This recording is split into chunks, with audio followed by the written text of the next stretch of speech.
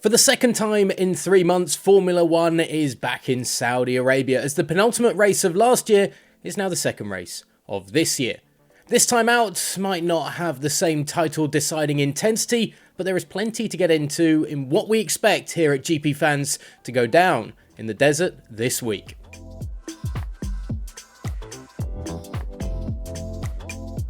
Red Bull's late double retirement a week ago will have hurt the constructor deeply, with the winter and initial running on Friday and Saturday last weekend making them look like championship battlers once more. Even for the majority of the race, the Milton Keynes-based team were never out of it, well, until they were.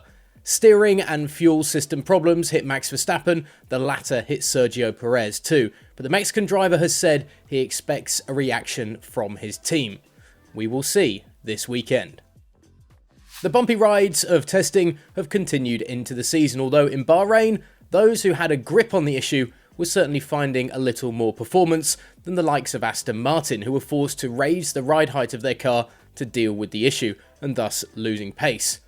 Jeddah's high-speed track and close walls mean that anybody bouncing into the corners could lose performance in the bend or perhaps suffer serious consequences. A more cautious ride may be needed for some. Expect a more spread out field in qualifying, split by those who can keep their heads from bumping like they're at a Slayer concert. Ferrari and Red Bull had the jump on Mercedes last weekend in terms of raw pace, and expecting the Silver Arrows to be back in the mix with the early top two may be a little far-fetched, but upgrades are coming this weekend for Lewis Hamilton and George Russell in Saudi Arabia.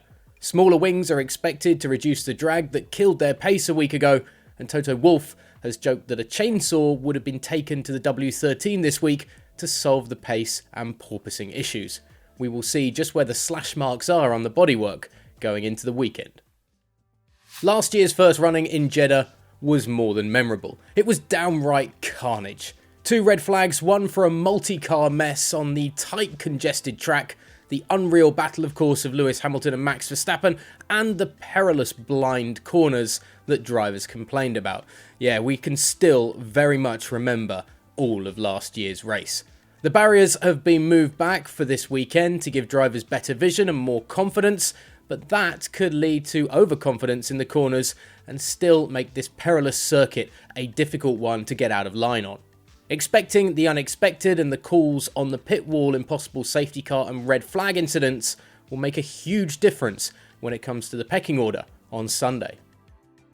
A Haas car finishing 5th and the driver of that car being Kevin Magnussen, look, that was never going to happen if you'd been speaking to anybody 3 months ago. But Bahrain brought in a new era for Formula One and a new pecking order in the middle of the pack as well. The aforementioned chaos of Saudi Arabia means we could see some unlikely drivers up and down the order. Remember, for instance, when Valtteri Bottas decided to play an impromptu game of Skittles at the first corner in Hungary last season that led to Esteban Ocon's maiden race victory. We could see something very similar indeed if things get a little squiffy in the race on Sunday.